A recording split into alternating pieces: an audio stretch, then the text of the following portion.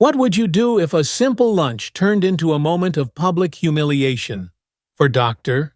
Marcus Reed, a dedicated black doctor, that's exactly what happened when he was wrongfully accused of fraud at an upscale restaurant. But instead of letting anger define him, Dr.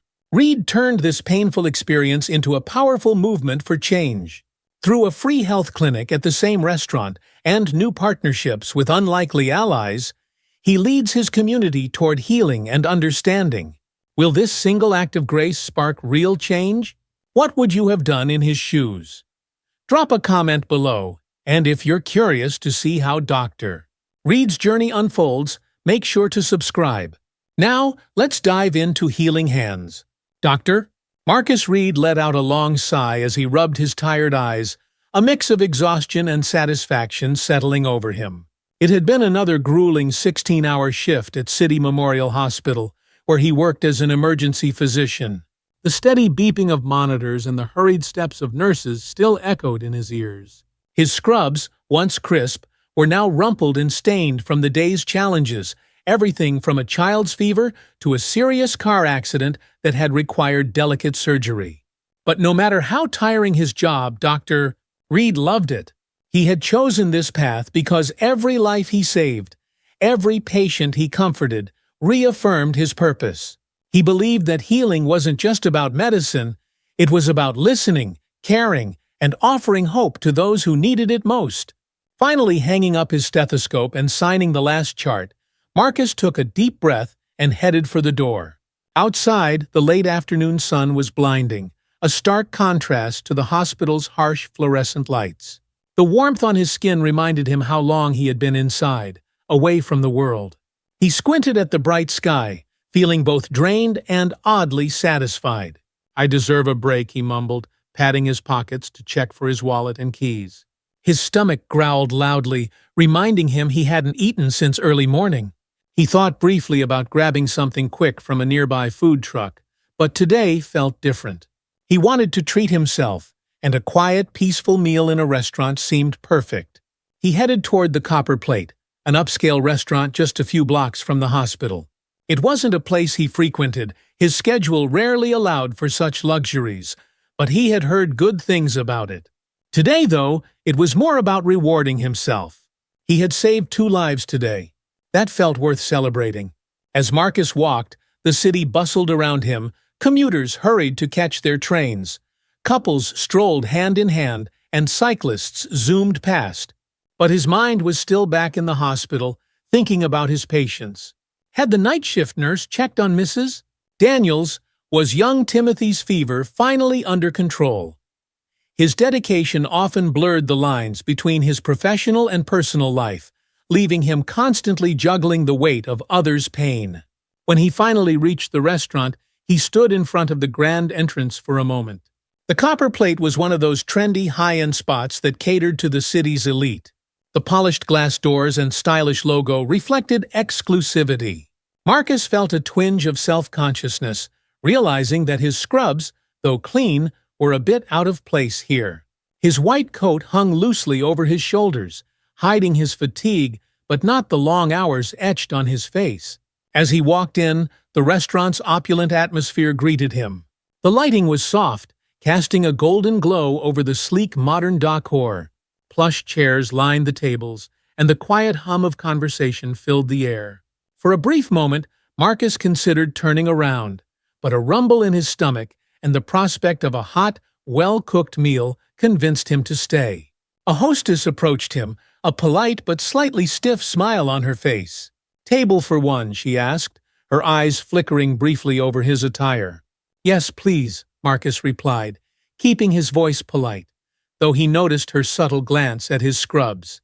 The hostess led him to a small table by the window, where the sun cast long, warm rays across the pristine white tablecloth. Marcus sank into the cushioned seat, relishing the brief moment of peace. He closed his eyes for just a second, letting the calm ambiance wash over him. The hospital, with its non-stop demands and urgency, seemed far away now. When he opened his eyes again, he noticed a couple at the next table glancing at him curiously. Their eyes flitted from his scrubs to the medical badge clipped to his coat pocket, where pens and notepads bulged out. Marcus chuckled softly to himself. He must have looked like a mess compared to the polished diners around him. A waiter approached, holding a menu and a wine list. "Good afternoon, sir. Would you like to start with a drink? Our wine selection is excellent today," the waiter said, his voice professional but carrying a hint of hesitation, as his eyes darted again toward Marcus' attire. "No, just water, please," Marcus replied, smiling despite the waiter's obvious judgment. "And could I see the menu?" The waiter nodded and handed him the menu before retreating. Marcus' eyes scanned the elegant dishes, but the words blurred slightly from fatigue. After a moment, he settled on grilled salmon, not because it particularly stood out to him, but because it seemed simple and comforting. As he waited for his food, Marcus felt the whispers around him grow. A quick glance around confirmed that several diners were looking his way, clearly wondering why someone dressed like him was eating at such an upscale restaurant. He sighed, running a hand over his face. It wasn't the first time he had been out of place in places like this. His status as a doctor often shielded him from outright disrespect, but the implicit biases, the assumptions, those were harder to shake off. The waiter returned, his polite mask slipping slightly as he placed a glass of water on the table. "Are you ready to order, sir?" "Yes, I'll have the grilled salmon, please," Marcus replied. The waiter jotted it down, then hesitated. "Are you sure you don't want to see the bar menu? It might be more suitable for a quick bite." Marcus raised an eyebrow, catching the subtle meaning behind the waiter's words. He was being judged not as a customer, but as someone who didn't fit into this refined space. But he kept his voice calm and steady. "No, thank you. I'll stick with the regular menu." The waiter flushed slightly but nodded and disappeared into the kitchen. Marcus leaned back in his chair, closing his eyes once again. He didn't have the energy to let these small indignities get to him. He had dealt with far worse in his life. But what Marcus didn't know was that his day, already long and tiring, was about to get much more complicated. The soft clink of silverware and the gentle murmur of conversations faded into the background as Marcus tried to relax. His thoughts drifted back to the hospital, to the long hours spent in the ER, to the faces of the patients he'd treated. Each of them carried their own stories of pain, fear, and hope, and Marcus felt privileged to be part of those moments, even when the weight of responsibility pressed on his shoulders. But his peaceful moment was interrupted when he noticed the restaurant manager, Tom Landon, standing near the kitchen entrance, glancing his way. Landon was tall and impeccably dressed in a sharp suit, the kind of man who prided himself on running an upscale establishment. His gaze lingered on Marcus for a moment too long, and Marcus felt the familiar prick of unease creeping up his spine. Landon leaned over to the hostess, whispering something. Her eyes widened slightly as she glanced toward Marcus' table, and suddenly Marcus knew he was being watched. Marcus tried to brush it off, reminding himself that he was just a tired doctor grabbing a meal after a long day. But there was something about the way Landon looked at him, something cautious, suspicious, that set Marcus on edge. His food arrived soon after, but as Marcus picked up his fork to take a bite of the salmon, he saw two police officers enter the restaurant.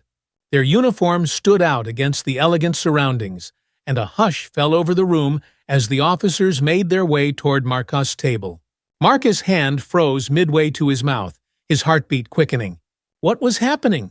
"Excuse me, sir," one of the officers said, his voice firm but polite. He was a tall man with broad shoulders, his badge gleaming under the restaurant's soft lights. "We need to ask you a few questions." Marcus set his fork down, his confusion growing. "Is something wrong, officers?" he asked, keeping his voice calm despite the rising tension. The other officer, a woman with short dark hair and a serious expression, stepped forward. "We've received a report about possible credit card fraud. Could you please identify yourself?" Marcus blinked, his mind racing. Credit card fraud. He reached for his wallet slowly, aware that every eye in the restaurant was now on him. "Dr. Marcus Reed," he said, handing over his hospital ID. "I work at City Memorial Hospital. I just finished my shift and came here for lunch." Officer David Walker inspected the ID, his brow furrowing slightly as he glanced between the card and Marcus. "And the credit card you used today Can you confirm it's yours?" "Of course," Marcus replied, pulling out his wallet again. He handed the officer the credit card, the same one he had used to pay for his meal in advance. His hand remained steady, but inside he felt a growing sense of indignation. Why was this happening? Because he didn't look like he belonged in a place like this. The officers examined the card, glancing toward the restaurant manager, who was now standing a few feet away, arms crossed over his chest. "We received a call from the restaurant manager," Officer Sarah Mills explained. "He reported some concerns about your payment. We're just following up." Marcus' stomach twisted. He could feel the stares from the other diners burning into his back, and a flush of embarrassment crept up his neck. He had done nothing wrong, yet here he was, being interrogated like a criminal. "I've been here for a quiet meal," Marcus said, keeping his voice steady, though frustration simmered beneath the surface. "I handed over my card to pay in advance because I'm tired after a long shift. If you check with the hospital, you'll see that I'm exactly who I say I am." Officer Mills nodded. "Well, need to verify that with the hospital." As the officers stepped away to make the call, Marcus sat back in his chair, his appetite gone. His salmon sat untouched, growing cold as the weight of the situation pressed down on him. The whispers from the other diners grew louder, their gazes flickering between him and the officers. Marcus' thoughts raced. Was this about more than just a suspected fraud? Was it about who he was, a black man, dressed in scrubs, dining at an expensive restaurant? The suspicion in the manager's eyes, the cautious approach of the officers, all pointed to something deeper, something uglier. A wave of anger surged through him, but he forced himself to stay calm. He had been through this before, though never quite like this. Implicit bias, prejudice, subtle racism, they were all things he had faced throughout his life. But it never got easier. As he waited, the tension in the restaurant continued to build. Diners exchanged uneasy glances, and a few even began filming the scene on their phones. Marcus' stomach churned with a mixture of humiliation and anger. He wanted to stand up, to shout that this wasn't right, that he had done nothing wrong. But he knew that reacting with anger would only reinforce the stereotypes already being placed upon him. Instead, he sat quietly, his hands resting on the table, his mind spinning with frustration and disbelief. Finally, the officers returned. Officer Walker handed Marcus his ID and credit card, his face slightly flushed with embarrassment. "We've confirmed your identity, Doctor Reed," Walker said, his voice softer now. "There seems to have been a misunderstanding." Marcus exhaled slowly, but the tension in his chest didn't ease. He glanced over at the restaurant manager, who was now shifting uncomfortably, clearly realizing the gravity of his mistake. "I'm sorry for the inconvenience, Dr. Reed," Officer Mills added, her tone sincerer. "We were just responding to the call." Marcus nodded, though the apology did little to erase the humiliation he felt. The officers walked away, leaving Marcus alone at his table, the stares of the diners still lingering. He wanted to leave, to escape the eyes of everyone in the room, but he remained seated for a moment, collecting himself. The manager approached hesitantly, his face pale. "I'm sorry for the misunderstanding, Dr. Reed," he mumbled, avoiding Marcus' gaze. "Your meal is on the house." Marcus looked up at the man, his eyes filled with a mixture of hurt and anger. "This wasn't just a misunderstanding," he said quietly. "This was something much worse." Landon swallowed hard but said nothing. After a long pause, he turned and walked away, leaving Marcus alone once again. Marcus sat there for a few more minutes, his hands trembling slightly as the adrenaline faded. He had done nothing wrong, yet he had been treated like a suspect, a criminal, all because of how he looked, where he was, and the assumptions made about him. Eventually he stood, leaving his untouched meal behind. As he walked out of the restaurant, the weight of the day pressed down on him. He had faced prejudice before, but this felt different. More public, more invasive, more personal. And as he walked back toward the hospital, one thought kept running through his mind. Something had to change. Dr. Marcus Reed walked back to the hospital in a daze, each step heavy with the weight of what had just happened. His mind raced, replaying the incident at the restaurant over and over, each detail pressing down harder than the last. The embarrassment, the suspicion, the way the restaurant manager, Tom Landon, had looked at him as if he didn't belong at all stung deeply. The air outside was cool, but Marcus felt a heat rising in his chest. He clenched his fists, frustration and indignation swirling together. He had spent the day saving lives, working tirelessly to make sure people left the hospital better than they arrived. And yet, none of that seemed to matter when it came to how he was perceived outside the walls of the hospital. He was still judged by his appearance first, his black skin, his scrubs, his tired face, and not by who he truly was. By the time Marcus reached City Memorial, his anger had begun to simmer, though it still burned just beneath the surface. He didn't head straight to the ER like he normally would after a break. Instead, he walked toward the doctor's lounge, needing a moment to collect his thoughts.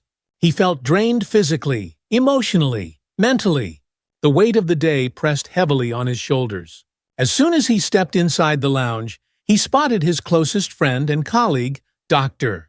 Rachel Carter, sitting with a cup of coffee in hand.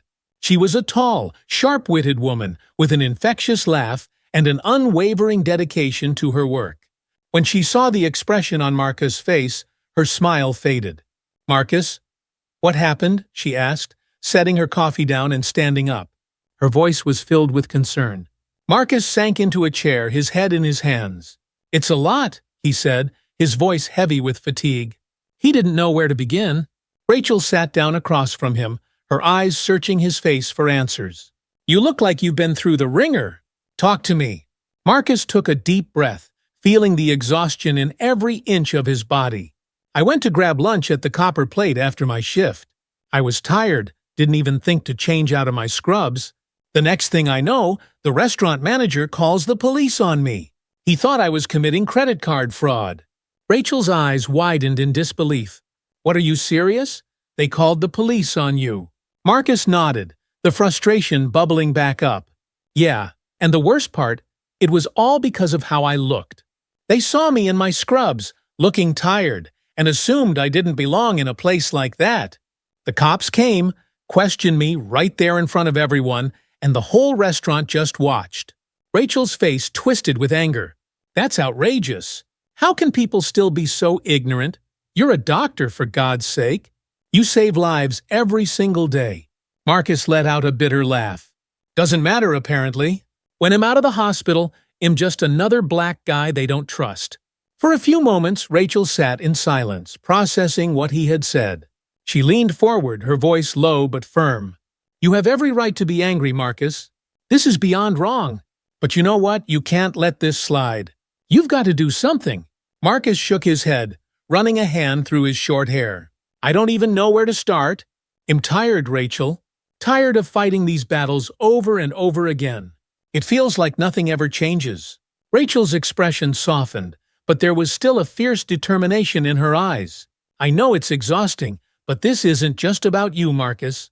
It's about every black person who's been treated like they don't belong. You have a voice, a platform. People look up to you.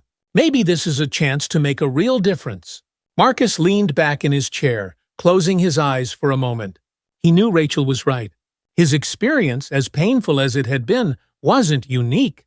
He had heard stories from friends, family, even patients, stories of being judged, mistreated, and marginalized because of their race. But he also knew he couldn't fix this overnight. "What do you suggest?" Marcus asked, opening his eyes and meeting Rachel's gaze. Rachel smiled, her expression softening. "Let's start small. Use this incident as a way to spark a conversation. What if we organize something that brings the community together, like a free clinic, right there at the restaurant? It could help bridge the gap between different groups and give people something positive to focus on." Marcus raised an eyebrow, intrigued despite his lingering frustration. A free clinic at the Copper Plate. After everything that happened. Rachel nodded enthusiastically. "Why not? It's symbolic. You turn a place of pain into a place of healing. Plus, you're not just a doctor, you're a leader in this community. You can use this to highlight the broader issue of racial bias and healthcare disparities." Marcus considered the idea, feeling a flicker of something like hope rising in his chest. He had always believed in the power of healing, both physically and emotionally. Maybe this was his opportunity to make a bigger impact. Okay, Marcus said slowly, nodding as the idea took root in his mind. He'll talk to the restaurant manager, see if he's willing to make amends by hosting a free health clinic. But if I do this, it has to be more than just a one-time event. It has to mean something. Rachel grinned. That's the spirit, Marcus. You turn this negative into a positive, and I'll help you every step of the way. Well, get the hospital on board. Get volunteers. Medical supplies. We can make this happen. Marcus smiled, feeling the weight on his chest begin to lift. Just a little. Thanks, Rachel. I'm going to need all the help I can get. Rachel raised her coffee cup in a mock toast. To change, one step at a time. Later that evening, after getting some much-needed rest, Marcus sat down at his kitchen table staring at his phone. He had Tom Landon's business card in his hand, the one the manager had slipped to him after the incident, along with the flimsy offer for a free meal next time. Marcus had nearly thrown it away, but now, with Rachel's idea in his head, it felt like an opportunity. Taking a deep breath, he dialed the number. It rang twice before a slightly nervous voice answered. This is Tom Landon, manager of the Copper Plate. How can I help you? Mr. Landon, this is Dr. Marcus Reed. I was a customer at your restaurant earlier today. There was a pause, and Marcus could almost hear the tension on the other end of the line. Dr. Reed, yes, of course. Deeply sorry again about what happened. I didn't mean for... Marcus cut him off, keeping his voice steady but firm. I appreciate the apology, but what happened today wasn't just a mistake, Mr. Landon. It was a symptom of a much bigger problem, one that happens far too often to people who look like me. We need to address that. There was another pause, and when Landon spoke again, his voice was quieter, more reflective. You're right. I can't excuse what happened. It was wrong, and I want to make it right. Marcus leaned forward, feeling the weight of what he was about to propose. I'm not interested in a free meal, Mr. Landon. What I'm interested in is making sure something like this doesn't happen again. I want to turn this experience into something positive for the community. I'd like to propose that we hold a free health clinic at your restaurant, way to serve people who don't always have access to health care, and to address the biases that led to this incident. There was a long silence on the other end of the line, and for a moment, Marcus wondered if Landon would reject the idea outright. But then Landon spoke, his tone a mix of surprise and curiosity. A health clinic at the restaurant. Yes, Marcus said, keeping his voice steady. It could be a way for you to make amends, to show the community that your restaurant isn't a place of exclusion, but one of inclusion. We can offer free checkups, basic medical services, maybe even health education. And I'd like to use it as an opportunity to talk about the bigger issue of bias in healthcare. Landon let out a slow breath. That's a big idea, Dr. Reed. I'll admit, I didn't expect something like this, but I think it could work. We've already gotten some bad press about today, and I don't want this to be the lasting impression people have of the Copper Plate. Marcus could hear the wheels turning in Landon's mind, and he pressed on. It's not just about damage control, Mr. Landon. It's about real change. This clinic can help people, and it can start conversations that need to happen. Are you willing to be part of that? Landon's voice, when he finally responded, was more confident. Yes, I'll do it. Let's make this happen, Dr. Reed. Marcus exhaled, a wave of relief washing over him. Thank you. I'll start reaching out to my colleagues and gathering volunteers. We'll make this clinic something the whole community can be proud of. They agreed on a date for the clinic, just a few weeks away, and Marcus hung up the phone, feeling a sense of accomplishment. He had taken the first step toward turning an ugly incident into something that could help others. The next morning, Marcus called Rachel to give her the good news. Landon's on board, he said, pacing around his living room. We're going to hold the clinic at the Copper Plate. Rachel let out a cheer on the other end of the line. That's amazing, Marcus. I knew you could pull it off. Now, we just need to get everything else in place. I'll talk to the hospital administration today, Marcus said, his mind already racing with the logistics. We'll need volunteers, medical supplies, maybe some sponsors to help with costs. I think we can get the community involved, 2 local businesses, non-profits. I'm with you all the way, Rachel replied. Let's get to work. Over the next few days, Marcus and Rachel threw themselves into organizing the event. Marcus spoke with the hospital administration, explaining the situation and his vision for the clinic. To his relief, they were fully supportive, offering to provide medical supplies and encourage staff to volunteer their time. Rachel reached out to local businesses, and many were eager to contribute. Some offered donations, while others volunteered their services for the day. Word began to spread about the clinic, and soon the local news picked up the story. Reporters interviewed Marcus about the incident at the copper plate and his decision to turn it into something positive. I could have walked away angry, Marcus said during one interview, but I knew that wouldn't change anything. What we need is to address the root cause bias, both in healthcare and in our everyday lives. This clinic is just the beginning. As the interview aired, Marcus felt a mix of nerves and hope. He knew the story would spark conversations, and that's exactly what he wanted. But not everyone was supportive. Some critics online accused him of using the incident for attention, while others questioned whether a clinic at a restaurant was really the solution to deeper societal issues. The criticism stung, but Marcus tried not to let it get to him. He reminded himself that change always came with resistance. What mattered was that the clinic was happening, and it would help people who needed it. With each passing day, excitement for the clinic grew. Marcus could feel the momentum building, and despite the challenges, he knew they were on the verge of something meaningful. The day of the free health clinic was fast approaching, and the anticipation was building. Dr. Marcus Reed had spent the past few weeks rallying volunteers, organizing logistics, and securing donations from local businesses. The support from the community had been overwhelming, far more than he had expected. The event had gained attention beyond just the restaurant incident, with people eager to address both the lack of healthcare access and the deeper issues of bias and discrimination that Marcus had experienced firsthand. Despite the growing excitement, Marcus couldn't shake his nerves. He knew how important this clinic was, not just for the people it would help, but for the message it would send. It was an opportunity to heal, to bring the community together, and to create real change. But the weight of those expectations was heavy. 2 days before the clinic, Marcus stood outside the copper plate, looking up at the restaurant that had been the site of his humiliation. It still carried the same upscale, exclusive vibe that had made him feel so out of place that day. Now, the same restaurant was about to become a space for healing, open to everyone, regardless of their background or financial situation. The irony wasn't lost on him. Inside, the restaurant was bustling with activity.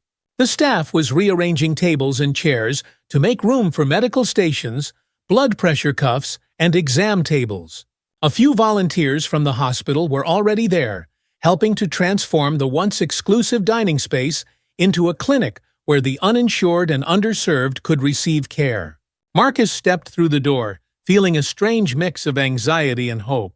He was met by the restaurant's manager, Tom Landon, who was overseeing the preparations with an uncharacteristically focused energy. Landon had been quiet since their initial conversation, but his actions over the past few weeks had spoken volumes.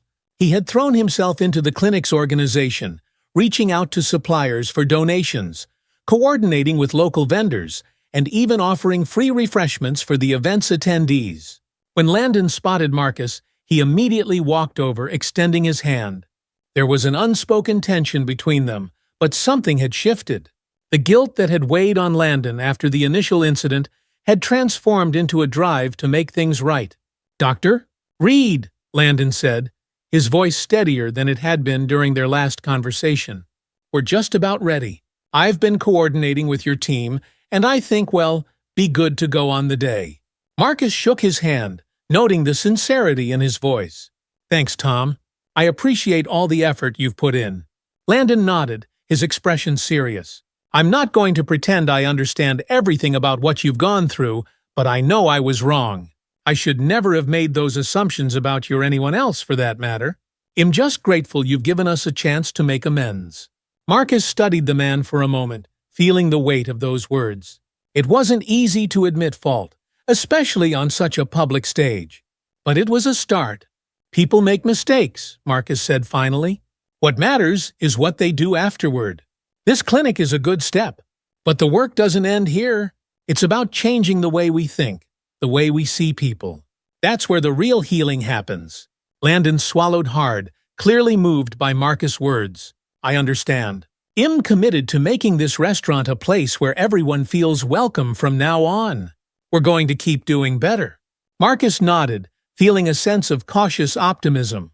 It wasn't a perfect resolution, nothing ever was, but it was progress.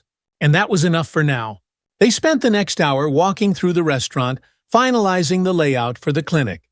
Tables were being set up for general checkups, and a corner was dedicated to health education pamphlets.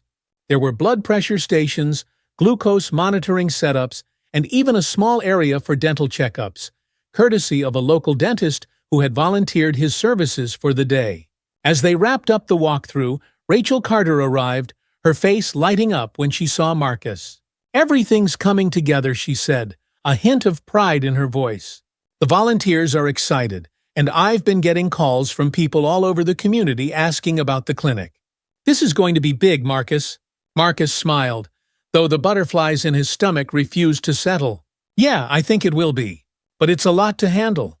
I just hope it goes smoothly. Rachel gave him a reassuring look. You've done the hard part already. You've turned something painful into something positive. Now, let the clinic speak for itself. On the morning of the clinic, Marcus woke early, his nerves on edge. He had hardly slept the night before, his mind racing with thoughts of everything that could go wrong. But as the sun rose and the city began to stir, a sense of purpose settled over him. Today was the day. This was why he had become a doctor, to serve his community, to make a difference, to heal not just physical wounds, but the deeper invisible ones too. When Marcus arrived at the Copper Plate, the transformation was complete.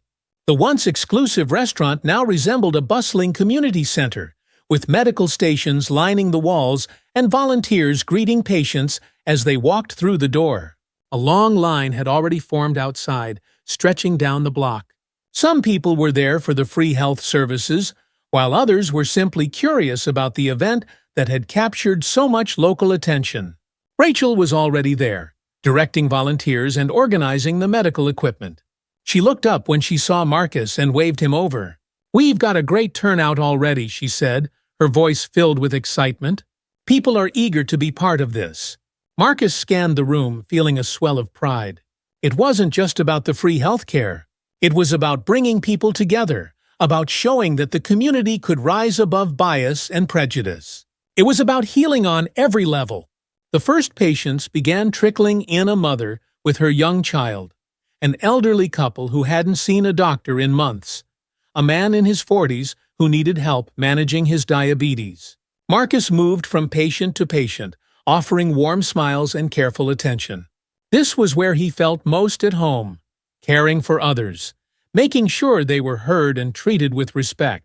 As the clinic got into full swing, Marcus noticed a familiar face walking through the door. Officers David Walker and Sarah Mills, the police officers who had questioned him at the restaurant, were now standing at the entrance. For a brief moment, Marcus' heart clenched. The memory of that humiliating day flashed before him, and he wondered why they were here now. But then, to his surprise, he saw that they were not in uniform. Instead, they wore casual clothes, their expressions serious but determined. They approached Marcus, and Officer Walker spoke first. "Dr. Reed," he said, his voice quieter than it had been the day of the incident. "We heard about the clinic, and we wanted to help out." Officer Mills nodded, looking slightly uncomfortable. "We've been thinking a lot about what happened that day, about how we acted, about the assumptions we made. We wanted to apologize again properly this time, and we wanted to volunteer, if you'll have us." Marcus felt a rush of emotions, anger, frustration, but also something like respect. They were here, not because they had to be, but because they were trying to make amends. He could see it in their eyes. They were ashamed of how they had treated him, and now they were trying to be part of the solution. For a long moment, Marcus said nothing. He looked from one officer to the other, measuring their sincerity. Finally, he nodded, his voice calm but firm. "We could use the help," he said, extending a hand. "Thank you." The officers both shook his hand, relief flooding their faces. Marcus could feel the weight of the past easing, just a little. It wasn't about forgiving and forgetting, it was about moving forward, about making sure things like this didn't happen again. Officer Walker and Mills spent the rest of the day helping with crowd control, guiding patients to the right stations, and offering their support wherever it was needed. As Marcus watched them work, he felt a small but important shift. They weren't just there to make up for their mistakes. They were part of a community that was trying to heal, just like everyone else. The clinic was a huge success. Patients came from all over, some traveling from neighboring communities to receive care. The volunteers worked tirelessly, and by midday, Marcus could see the impact they were making. People who had gone without medical attention for months or even years were finally receiving the care they needed. And more than that, they were being treated with dignity and respect. Throughout the day, Marcus was pulled aside by local reporters, community leaders, and even a few city officials who had heard about the event. They all wanted to know the same thing. How had he turned such a painful experience into something so positive? "I didn't want to let anger be the end of the story," Marcus explained in one interview. "What happened to me was part of a bigger problembius, discrimination, prejudice. But I knew that responding with more negativity wouldn't fix it. This clinic is about showing that we can come together, that we can learn from our mistakes and build something better." By the time the day began to wind down, Marcus was exhausted but filled with a deep sense of satisfaction. He had spent the entire day moving between patients, volunteers, and reporters, making sure everything ran smoothly. But now, as the last few patients filtered out, he allowed himself a moment of reflection. The restaurant, once a symbol of exclusion, had become a place of healing.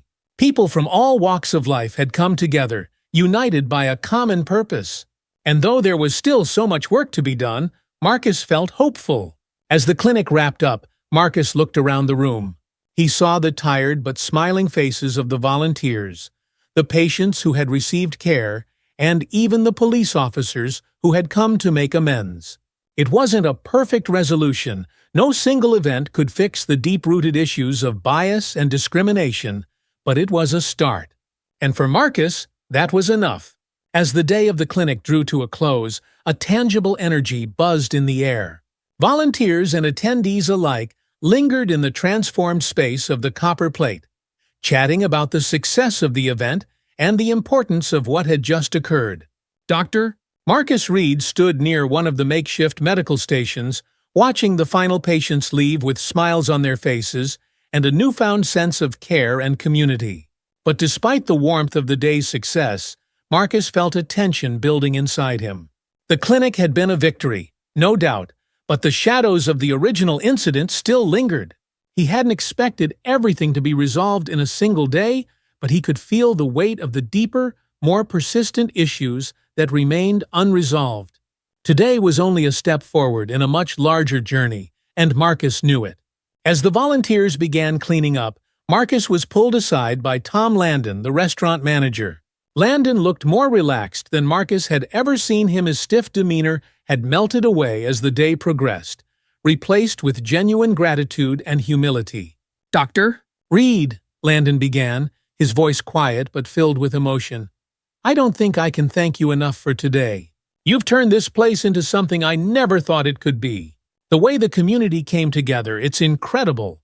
Marcus nodded, offering a small smile. "I'm glad it turned out the way it did. But Tom, this is just the beginning. This isn't about fixing one bad day, it's about making sure that things like what happened to me don't keep happening to others." Landon swallowed, his eyes filled with understanding. "I know. I've been thinking a lot about that. What I did, the assumptions I made, they were wrong. I see that now. And I want to do more, to keep this momentum going." Marcus raised an eyebrow, intrigued. "What do you have in mind?" Landon shifted nervously before continuing. "I want to make this an annual event, a health clinic right here at the Copper Plate every year. But not just that. I've been talking to my staff, and we want to make this restaurant a place where people feel welcome, no matter who they are or what they look like. We're going to offer more community-focused events, partner with local organizations, and train our staff to recognize and overcome their biases. Marcus felt a wave of relief and hope wash over him. It was more than he had expected. He had hoped for change, but hearing that Landon was genuinely committed to it made the victory feel real. That sounds like a great start, Tom, and I'll be here to help however I can. We need more places like this where people can come together regardless of their differences. Landon smiled, the tension between them finally easing. Thank you, Dr. Reed. Truly, you've given us a second chance, and I won't waste it. Just as Marcus was about to respond, Rachel Carter approached, her phone buzzing in her hand. She looked at Marcus with a mix of excitement and nervousness. Marcus, you need to see this, she said, holding out her phone. The news stations have picked up the clinic story, and it's everywhere. You're trending. Marcus blinked in surprise. He hadn't expected this much attention. He took the phone from Rachel and quickly skimmed through the headlines. Dr. Turn's moment of racial profiling into community healing event. Health clinic at upscale restaurant addresses. Bias in healthcare. A city unites doctor. Marcus Reed's call for change. Videos from the clinic were being shared all over social media, clips of volunteers helping patients. Footage of Marcus speaking to reporters about the need for systemic change. And even snippets of the community coming together, regardless of race or socioeconomic status. Marcus scrolled through the comments, most of them filled with admiration and support. But, as expected, there were also criticisms, people accusing him of using the incident for self-promotion or questioning whether a single clinic could really address the larger issue. One comment caught his eye. Great job, Dr. Reed, but this doesn't solve racism. Marcus felt a familiar sting at the criticism. He knew this clinic wasn't going to change the world overnight. He knew that the deeper issues of systemic racism and bias required much more than a one-day event. But it still hurt to be reminded that despite his best efforts, there would always be those who doubted the impact he was making. Rachel seemed to sense his unease and placed a hand on his shoulder. Don't let the negativity get to you. What you did today, it matters. You've already made a difference. Marcus sighed, nodding. I know. But I can't help thinking that this is just a drop in the ocean. There's so much more to be done, and it's overwhelming. Rachel smiled gently. That's why we keep pushing forward. One step at a time. You've already inspired so many people today. And who knows? Maybe this clinic will spark other initiatives in the city, maybe even beyond. Marcus glanced back at the room full of volunteers, medical staff, and community members. It was hard not to feel proud of what they had accomplished today. But Rachel was right. This was just the beginning. He couldn't let himself become complacent. Thanks, Rachel, Marcus said, his voice soft but grateful. You've been my rock through all of this. Rachel grinned. That's what friends are for. Now, let's get this place cleaned up so we can celebrate properly. As the evening wore on and the last of the patients left, Marcus found a quiet moment to step outside. The air was crisp and cool, a welcome contrast to the busy day inside the clinic. He leaned against the building, letting the stillness of the night settle over him. He closed his eyes, replaying the events of the day in his mind. The clinic had been a success. People had received care, conversations had been started, and bridges had been built. But Marcus knew that the road ahead was long. The bias and prejudice he had experienced weren't going to disappear overnight. It would take time, effort, and a relentless commitment to change. As Marcus stood there, reflecting on the day, he heard the sound of footsteps approaching. He opened his eyes to see Officer David Walker walking toward him, his hands in his pockets and a sheepish expression on his face. Dr. Reed, Walker began, his voice hesitant. I wanted to talk to you, just the two of us. Marcus nodded, motioning for him to sit on the bench beside him. Walker hesitated for a moment before sitting down, his eyes focused on the ground. I've been thinking a lot about what happened that day at the restaurant, Walker said, his voice quiet. And I know I already apologized, but I need you to know how much it's been weighing on me. I made assumptions about you, assumptions that were completely unfair. And I'm ashamed of that. Marcus didn't say anything at first, letting the silence hang between them. He had been waiting for this moment, for the officer to truly acknowledge the harm that had been done.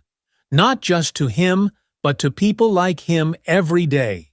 I appreciate you saying that, Marcus finally replied, his tone calm but firm. It wasn't just about that day. It's about a pattern that people like me have to deal with all the time.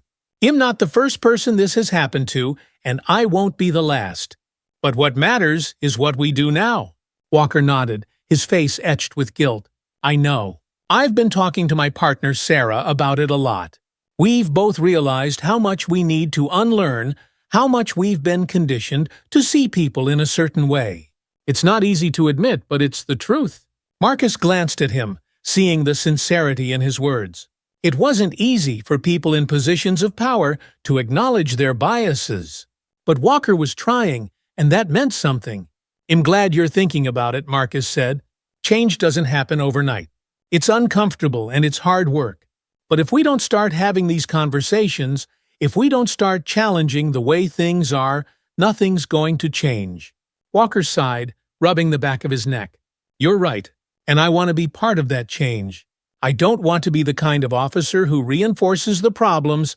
I want to help fix them. Marcus studied him for a moment, then nodded. That's a good start. But it's not just about you. It's about the whole system. We need to address the policies, the training, the culture that allows these biases to thrive. Walker looked up, his expression resolute. I'm with you on that. I've already talked to my superiors about organizing some bias training for the department. It's not much, but it's a step. Marcus felt a flicker of hope at those words. It wasn't a solution, but it was something. A small step in the right direction.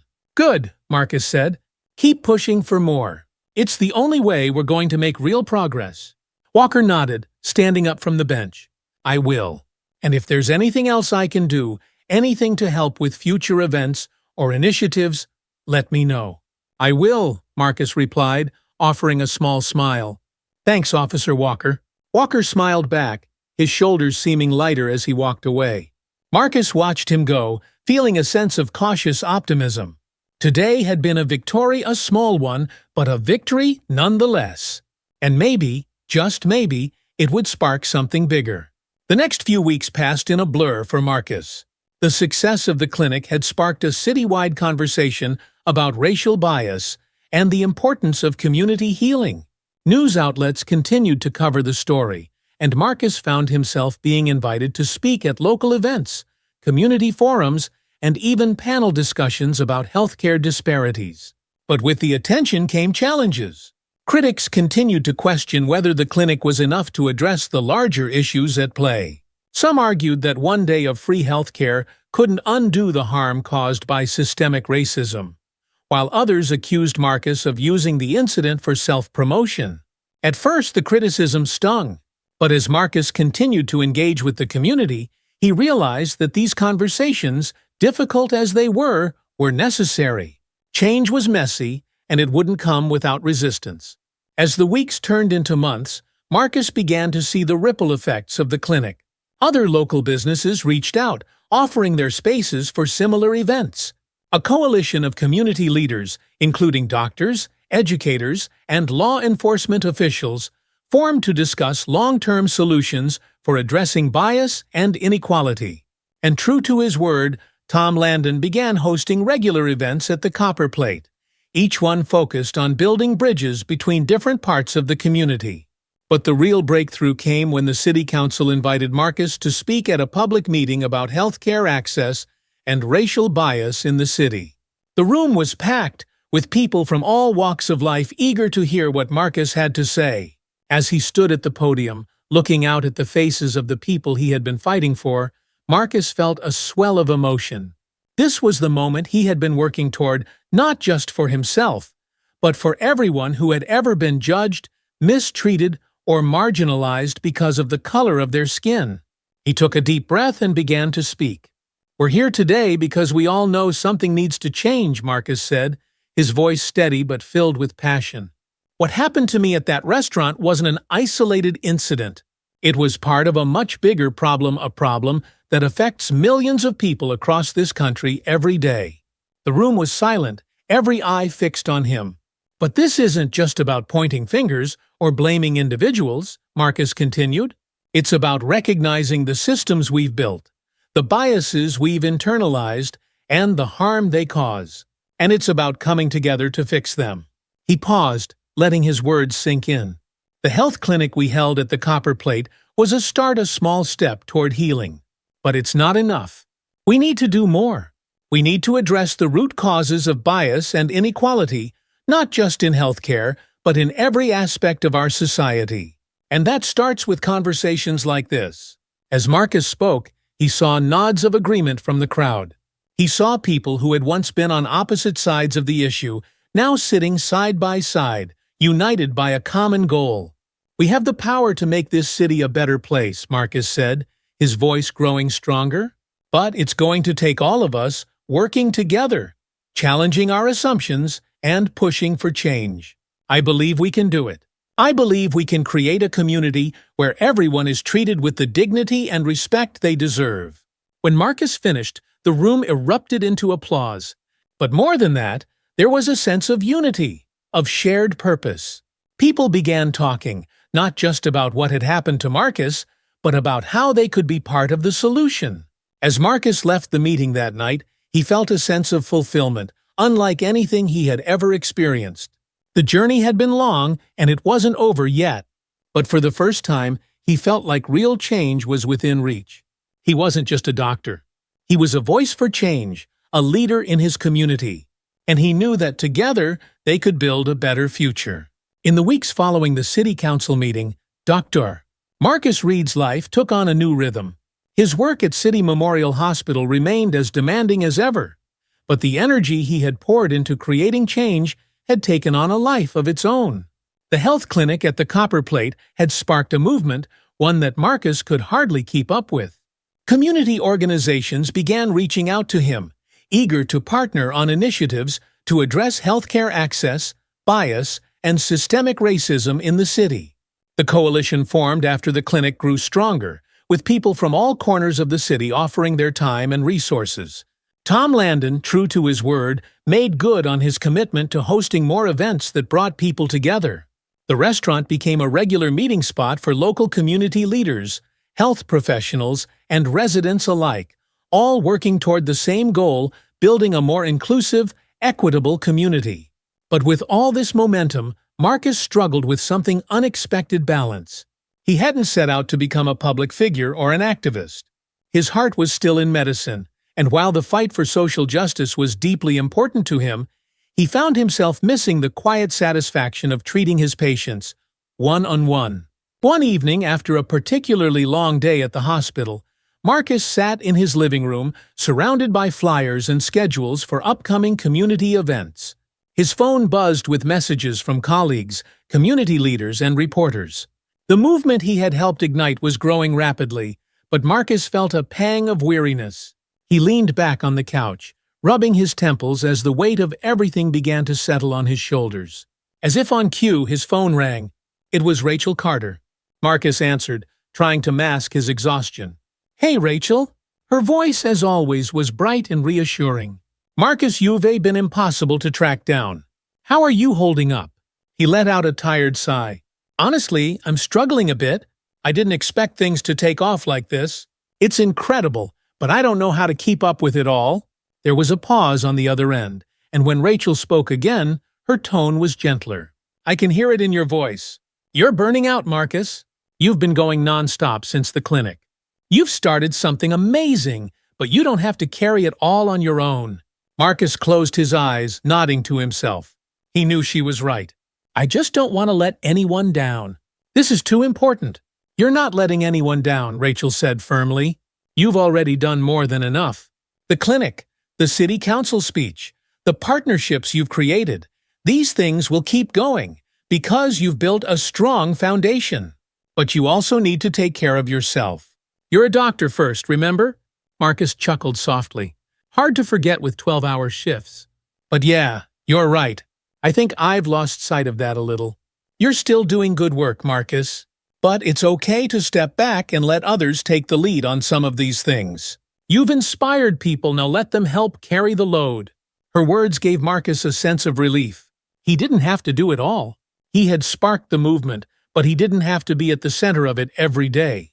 He could focus on what he loved most, being a doctor, while still supporting the larger cause in a way that was sustainable. "You always know how to talk sense into me," Marcus said with a grateful smile. "Thanks, Rachel. That's what I'm here for," she replied. "Now, how about you take some time this weekend to rest? We've got a couple of volunteers stepping up to organize the next event, and the hospital staff has been great about offering to take over some of the outreach. You deserve a break." Marcus agreed, feeling a weight lift off his chest. He promised to take a few days to rest and reset. As they hung up, Marcus realized just how much he needed to find that balance again. He couldn't pour from an empty cup, and he knew that taking care of himself would allow him to continue making a difference in the long run. A week later, Marcus sat in the hospital's quiet break room, enjoying a rare moment of peace. The last few days had been a welcome relief. He had scaled back his community work just enough to focus on his patients again, without losing sight of the bigger picture. His colleagues had stepped in, organizing events, handling media inquiries, and keeping the movement alive. It gave Marcus the space he needed to reconnect with his first passion, medicine. As he sipped his coffee, Officer David Walker appeared in the doorway.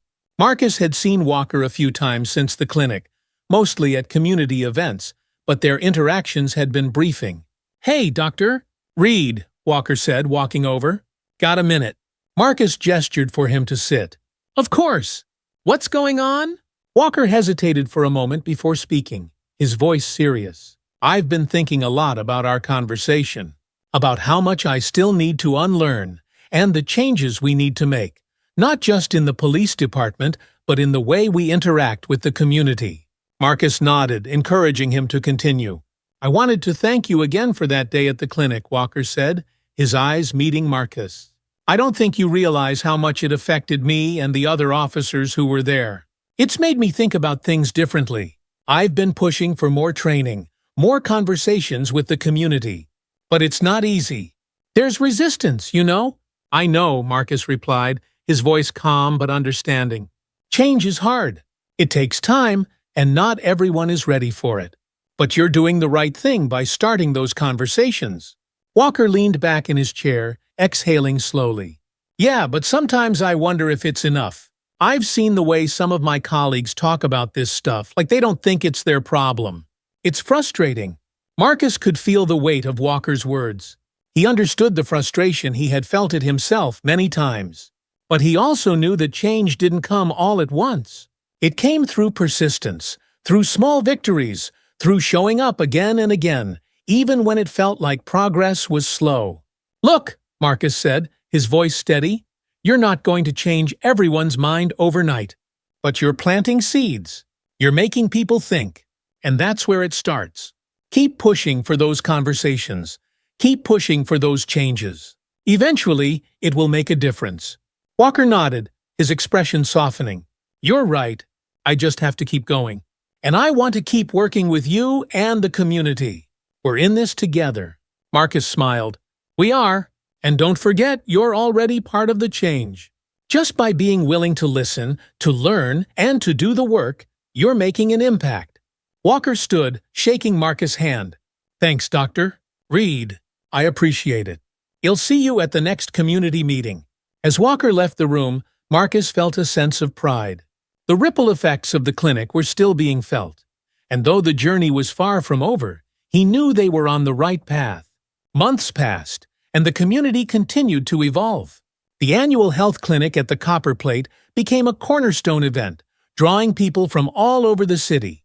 Marcus remained involved, but he had found a balance that allowed him to focus on his medical career while still supporting the movement he had helped start. He had become a trusted voice in the community, not just as a doctor, but as an advocate for change. His story of turning pain into purpose, of using his platform to create something positive, had inspired countless others to get involved. Local businesses followed Tom Landon's lead, hosting similar events and offering services to underserved populations. The police department, with Officer Walker's help, began implementing bias training and community outreach programs. The city wasn't perfect. There were still challenges, still moments of frustration and setbacks, but there was progress. And that progress was tangible. On a crisp autumn afternoon, exactly 1 year after the first clinic, Marcus stood outside the Copper Plate, watching as people lined up for the annual event. The restaurant had once been a place of humiliation for him, but now it was a symbol of unity, of healing, of what could be accomplished when people came together with a shared purpose. Tom Landon approached him, smiling as he looked at the growing crowd. "I can't believe it's been a year," he said. "This place has changed so much thanks to you." Marcus shook his head. "Thanks to all of us. This isn't just my work. It's the community's work." Landon nodded, his face full of appreciation. "Still, you started something here, and I think it's only going to get bigger." As Marcus watched the event unfold, he felt a deep sense of fulfillment. The road ahead was long, but they were moving in the right direction. The hurt and pain from that day at the restaurant had been transformed into something meaningful, something lasting. And as long as there was work to be done, Marcus knew he would be there, doing what he did best, healing. Months after the second clinic, Marcus received an invitation from the mayor's office. They wanted to recognize his contributions to the city both as a physician and as a community leader. Marcus was hesitant at first, not one for public accolades, but Rachel convinced him it was important to show that change could come from anywhere. At the ceremony, Marcus stood at the podium, looking out at the faces of the people who had supported him, who had worked alongside him to make the city a better place. He took a deep breath, his voice steady as he began to speak. "This isn't just my story," Marcus said. "This is our story. It's about a community coming together to address the biases and injustices that affect us all. It's about recognizing our shared humanity, our responsibility to each other. And it's about healing not just the physical wounds we can see, but the deeper ones that lie beneath." The room was silent, every eye on him. "We've made progress," Marcus continued, "but there's still work to be done. And I'm committed to that work, as long as it takes. Because healing isn't just my job, it's my calling." As the audience rose in applause, Marcus felt a sense of peace. He had found his place, not just as a doctor, but as a force for change. And he knew that together they could continue to build a future where everyone was seen, heard, and valued. The journey was far from over, but it was just beginning. As we wrap up this journey, I want to hear your thoughts. If you were in Dr. Reed's shoes, how would you have handled the challenges he faced? Drop a comment below and let's start the conversation. And if you enjoyed this story and want more heartwarming, impactful tales like this one, don't forget to subscribe to my channel. Your support means the world and helps me keep creating these stories for you. Thank you for being part of this journey with me. As Jax walked away, he couldn't help but feel a sense of fulfillment. Southern Twist wasn't just his dream anymore. It was a platform for others to express their own culinary stories, to honor their roots while pushing the boundaries of what was possible. It was everything he had wanted when he started this journey. Later that evening, after the last of the customers had left and the staff was finishing their closing duties, Jax sat at one of the corner tables, a glass of bourbon in hand. Lena joined him, sliding into the seat across from him with a tired but content smile. "You know, I still can't believe it sometimes," Jax said, swirling the amber liquid in his glass. "That we made it." Lena smiled, reaching across the table to take his hand. "You should believe it, Jax. You've worked hard for this." "I know," Jax said softly, his voice filled with gratitude. "But it's more than just the restaurant. It's what it represents. I think about all the people who told me I couldn't do this, who tried to make me feel like I didn't belong. And now, here we are." Lena squeezed his hand, her eyes full of pride. "You've proved them all wrong. You didn't just build a restaurant, Jax. You built a community." Jax smiled, feeling the weight of her words settle in. Southern Twist had become more than just a business. It was a space where people could come together, celebrate their heritage, and create something new. It was a place where differences were embraced, where the blending of cultures and flavors was seen as a strength, not a weakness. Jax leaned back in his chair, taking a deep breath as he looked around the empty dining room. "I don't know what's next, but I'm excited to find out." Lena chuckled, shaking her head.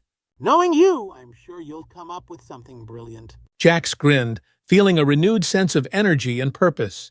Southern Twist had given him a new lease on life, but he knew there was still more to accomplish. He had big plans, new restaurants, new ventures, but for now, he was content to enjoy the fruits of his labor. Jack's journey has been one of struggle, growth, and triumph. He faced rejection, failure, and moments of doubt, but through it all, he stayed true to himself and his passion. In doing so, he not only achieved personal and professional success, but he also created a space that empowers others to follow their own dreams. The final image of Jack sitting in his restaurant, reflecting on his journey, speaks to the quiet satisfaction of knowing he has made his mark on the world. His future is full of possibility, but for now, he is content to bask in the glow of what he has already accomplished. The story of Jax Collins is a reminder that no matter how difficult the road may be, resilience, passion, and authenticity will always lead to something greater. Jack's success isn't just in the restaurant he built, it's in the lives he touched, the legacy he created, and the dreams he helped inspire. As Jack stood in the quiet of his restaurant, he couldn't help but feel the overwhelming sense of fulfillment that came from seeing his dream come to life. He had faced countless obstacles, but through perseverance, creativity, and the support of those who believed in him, he had made it. And if there's one thing Jack's journey teaches us, it's that you should never give up on your dreams, no matter how hard things get. If this story inspired you, please hit that subscribe button and join our community. I'm here to share more stories of resilience, creativity, and the power of following your passion, whether in the kitchen or in life. Don't forget to like, share, and comment below with your thoughts. And remember, your dreams are always within reach if you just keep pushing forward. It wasn't easy, and it wasn't fast, but it was possible. As Taylor watched Myers talking with Brian and the other officers, she knew that tonight had been a turning point. Not just for Myers, but for the entire department. Trust had been broken in the past, but tonight had begun to mend it, piece by piece. It wouldn't be the last crisis they faced, and there were still officers in the department who resisted the changes Taylor was pushing for. But for the first time in a long while, Taylor felt something she hadn't felt since the day she was appointed chief. Hope. The morning after the hostage situation, the atmosphere at the Brookwood Police Department felt different. There was still the usual hustle and bustle as officers prepared for their daily briefings and filed their reports. But underneath it all, there was a quiet buzz, sense of something having shifted overnight. Taylor sat at her desk, reviewing the final report on Marcus Langston's arrest. It had been a close call, but they had managed to resolve it peacefully, and all the hostages had made it out safely. More importantly, the way the department had handled the situation had marked a turning point. Officers who had once been divided over Taylor's leadership now seemed to see her in a different light. Just as she finished reading through the report, there was a knock on her door. It was Lieutenant Brian Mason, as steady as ever, but today his expression was lighter, almost relieved. "Chief, just wanted to give you a heads up. Word about last night's incident is spreading through the department," Brian said, stepping inside. "And it's good news this time. People are talking about how well things went." Myers stepping up really surprised a lot of folks. Taylor leaned back in her chair, feeling the tension she hadn't realized she was holding begin to melt away. "What's the general sentiment?" she asked, knowing how important the officers' trust was to the department's cohesion. Brian sat down across from her, rubbing the back of his neck thoughtfully. "Honestly, I think last night changed a lot of minds. There's been a lot of talk about how you handled the negotiation and how you brought Myers in, even though he's suspended. They're seeing you as more than just the person cracking down on them. They're seeing a leader who's willing to trust her people even after mistakes." Taylor considered his words, her mind flashing back to the moment when Myers had shown up. She had taken a gamble by letting him help, but it had paid off. More than that, It had allowed the department to see that redemption and growth were possible, even for someone like Myers, who had been on the wrong path. "That's good to hear," Taylor said, though she tempered her relief. "But we're not done yet. The real challenge will be keeping this momentum going. We can't let one good night undo the work we still need to do." Brian nodded in agreement. "I think people are starting to get that. You've got more allies than you realize, Chief." Taylor smiled at that, a small but genuine smile. For the first time in a long time, she felt like the department wasn't just surviving. It was starting to thrive. Later that afternoon, Taylor called Jared Myers into her office. His suspension was still in effect, but after last night, she knew they needed to talk. Myers entered the room with a cautious expression, as if unsure of what was coming. He stood at attention, waiting for her to speak. "Have a seat, Officer Myers," Taylor said, gesturing to the chair in front of her desk. Myers sat down, but he didn't look entirely comfortable. There was still a lingering wariness in his eyes, a trace of the arrogance she had once seen in him, now replaced by something quieter, more thoughtful. "I wanted to thank you for your help last night," Taylor began, watching his reaction closely. "You stepped up when it mattered, and because of that, we were able to end the situation peacefully." Myers looked down at his hands, nodding slightly. "Thank you, Chief. I knew Marcus. I couldn't stand by and do nothing."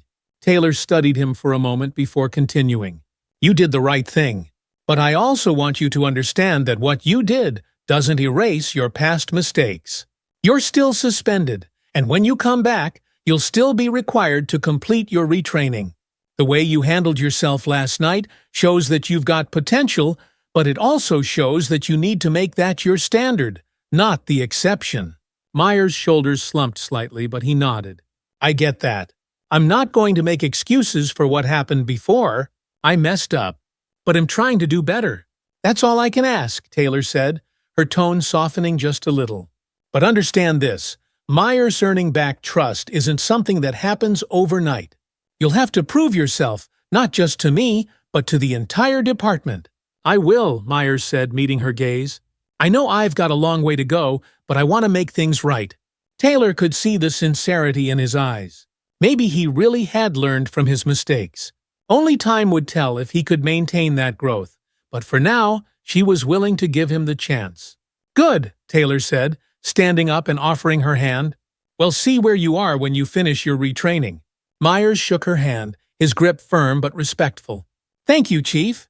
As Myers left her office, Taylor allowed herself a moment to reflect. This was what leadership was about, not just making the tough calls, but also giving people the chance to learn from their mistakes.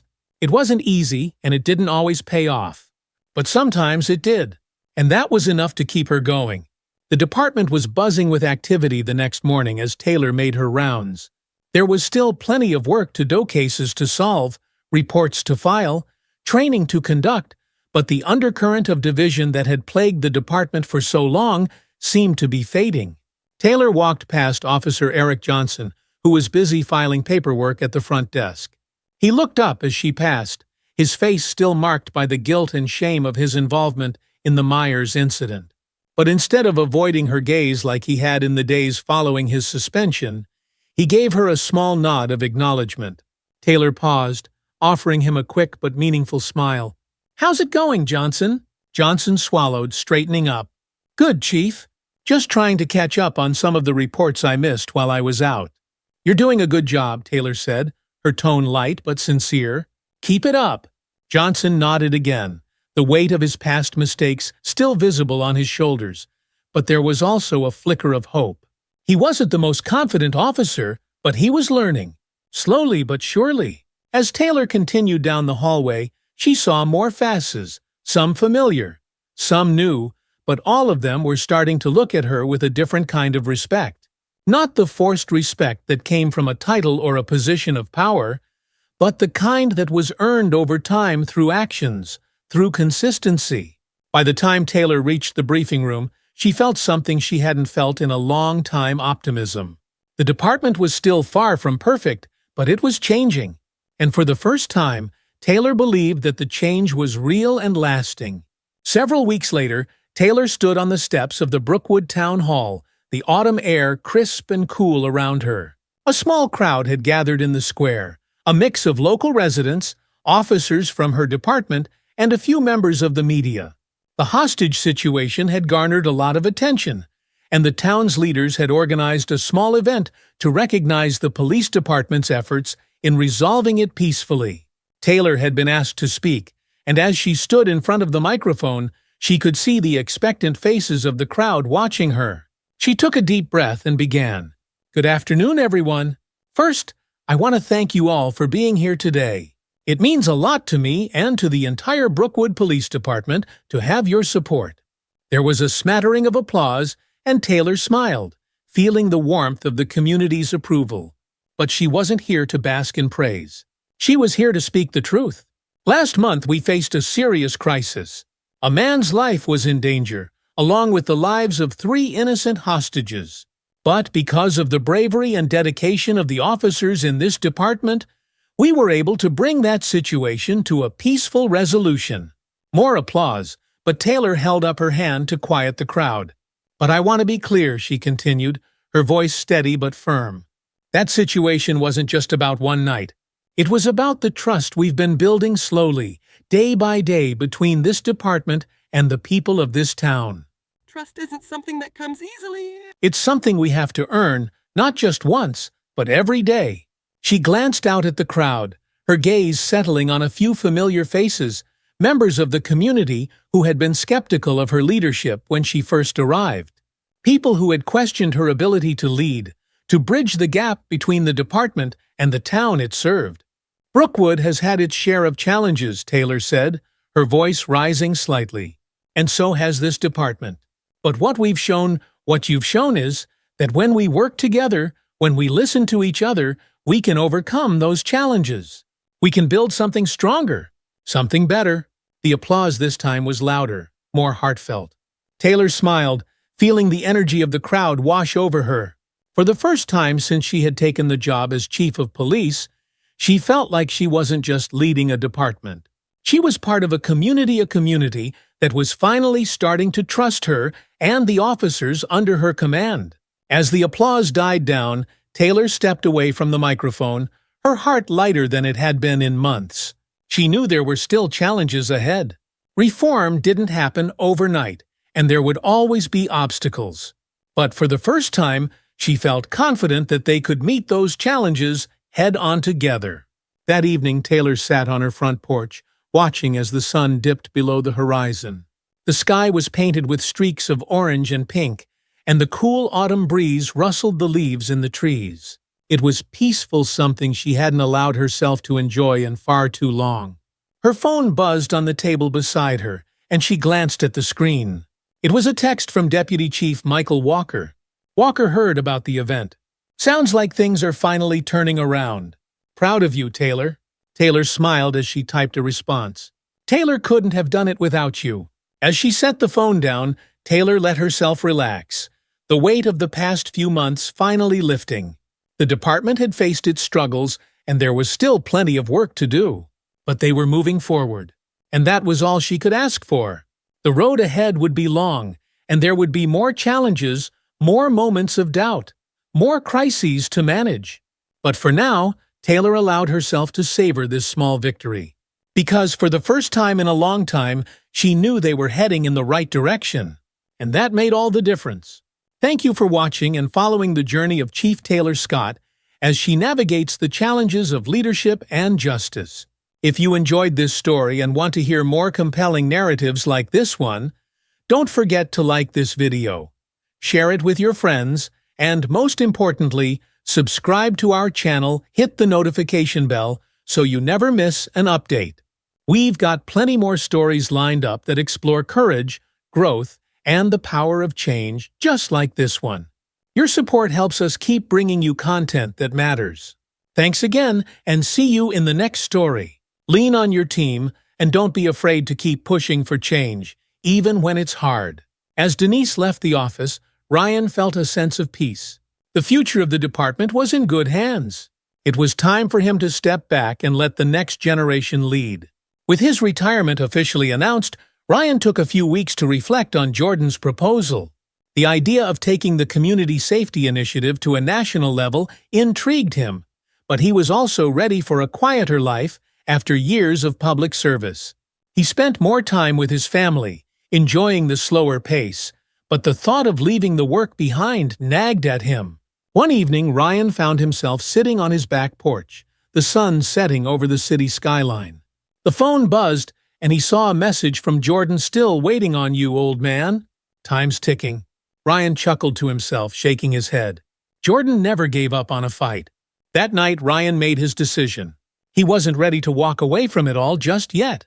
The work they had started was too important, and if there was a chance to make a lasting impact on a national scale, he wanted to be a part of it. The next morning, Ryan called Jordan. "All right, I'm in. Let's do this." Jordan's voice was filled with triumph.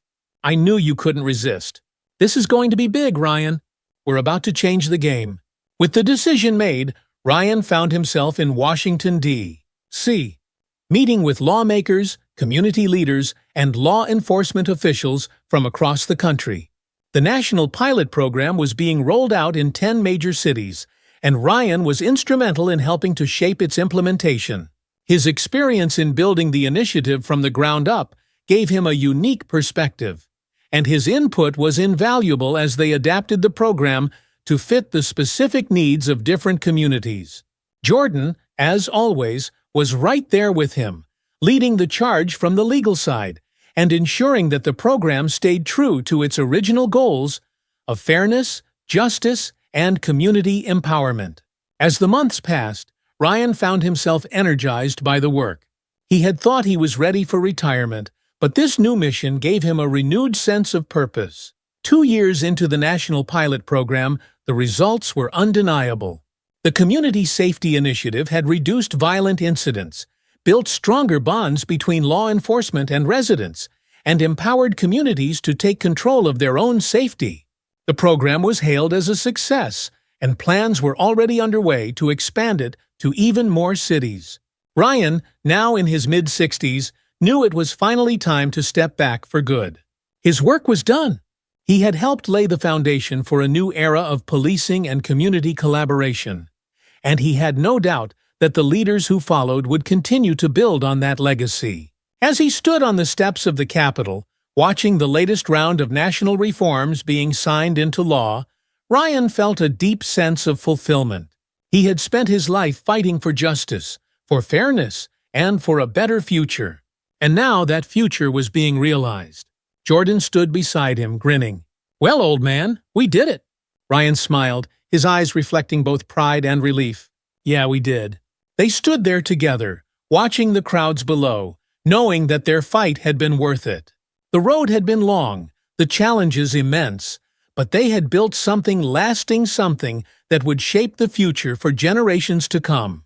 And in that moment, Ryan knew that while his journey as a public servant was over, his legacy of justice, reform, and hope would live on. Ryan Carter had officially retired from his role as chief of police and had successfully completed his work on the national pilot program. Now, standing on the balcony of his home in Denver, he gazed out over the city that had shaped his life. After decades of service, he was finally stepping away from the day-to-day grind of law enforcement. But it didn't feel like the end. In many ways, it felt like a new beginning. Without the constant pressures of his old position, Ryan found himself reconnecting with old hobbies and passions that he hadn't had time for in years. He spent more time with his family, his wife Elena, and their 2 grown children, Tyler and Sophia. The past few years had been especially hard on them with Ryan's intense focus on work, and now he wanted to make up for lost time. One sunny afternoon, Ryan and Elena took a walk through the park, something they hadn't done in what felt like ages. The air was crisp, the leaves falling gently around them, and Ryan felt a sense of peace that he hadn't experienced in years. "You finally have time to slow down," Elena said with a smile as they strolled along the path. Ryan nodded. "It feels strange, but it's nice. I think I forgot what it was like to just be present." Elena squeezed his hand. "You've earned it, but I have a feeling you're not done yet." Ryan smiled, knowing she was right. Even in retirement, his mind still buzzed with thoughts about how he could continue making a difference.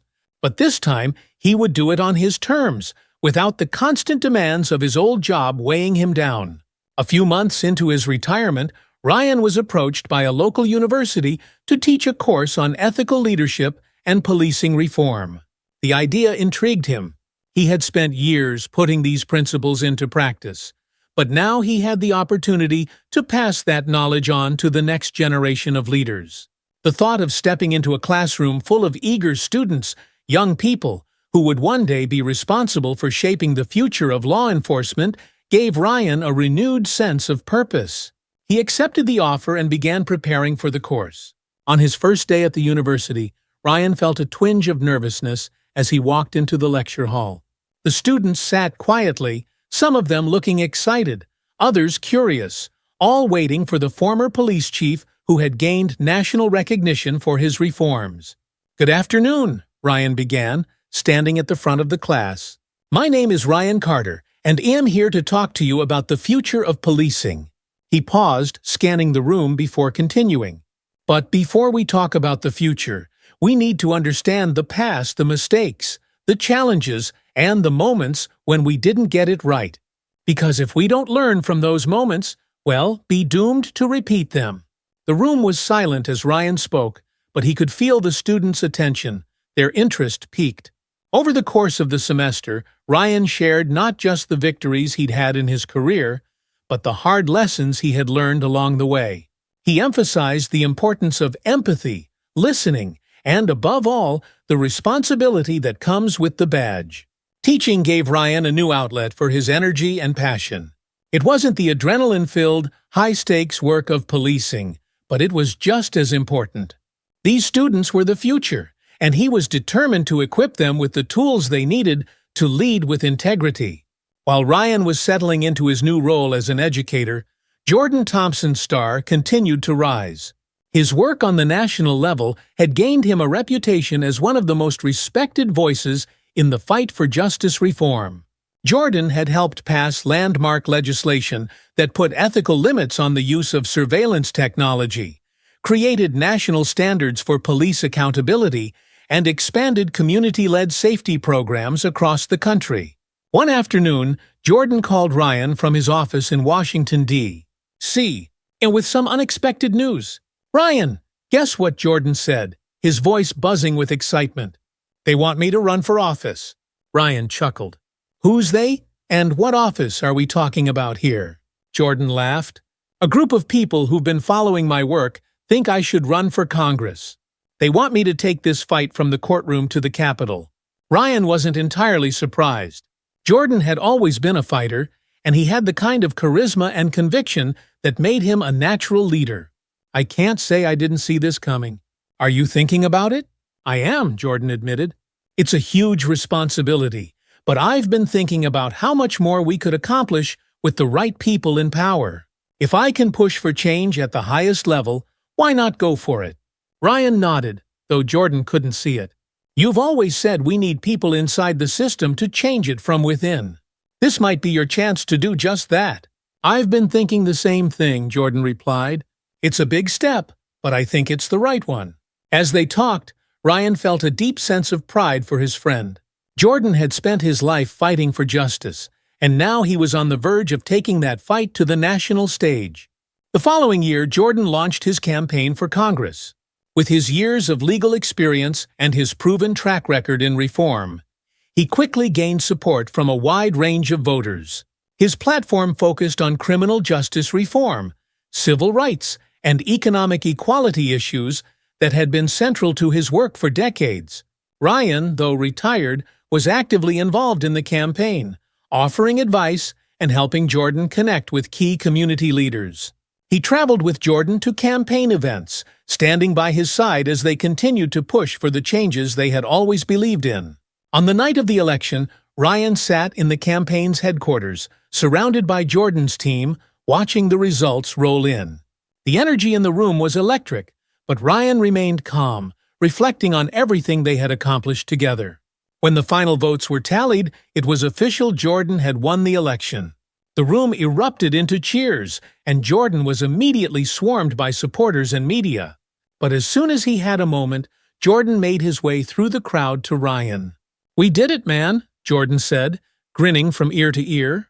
Ryan smiled, shaking his friend's hand before pulling him into a hug. "You did it! I'm proud of you."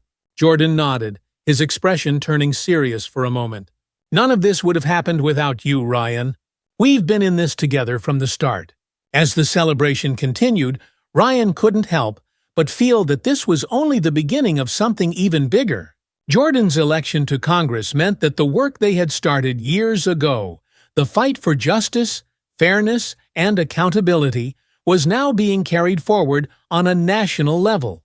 And while Ryan was stepping back, he knew that the movement would continue to grow, led by people like Jordan, who were ready to take the next steps. As Ryan watched Jordan deliver his victory speech later that night, he felt a sense of closure and fulfillment. The work they had done together had made a lasting impact, not just in their city, but across the country. They had faced countless obstacles, but through it all, they had never given up. Ryan's life was quieter now, but it was filled with meaning. His time teaching at the university continued to bring him joy, and the students he mentored were already starting to make waves in the fields of law enforcement, social justice, and community activism. His influence would live on through them, and through the work Jordan was doing on a national scale. In the end, Ryan realized that the fight for justice never truly ended. It was passed down from one generation to the next, evolving with each new challenge. But he took comfort in knowing that the work would continue long after he was gone. And as he looked toward the future, Ryan Carter was filled with hope that the lessons they had learned, the battles they had fought, and the progress they had made would lead to a world that was fairer, more just, and filled with opportunity for all. As the story draws to a close, we want to thank you for joining us on this powerful journey of justice, friendship, and change. If you enjoyed this story and want more thought-provoking content like this, be sure to subscribe to our channel. Your support means the world to us, and it helps us continue sharing stories that inspire, challenge, and make a difference. Don't forget to hit the notification bell so you never miss an update, and feel free to share your thoughts in the comments below. We'd love to hear where you're watching from and what impact this story had on you. Subscribe now for more impactful stories and content that makes you think.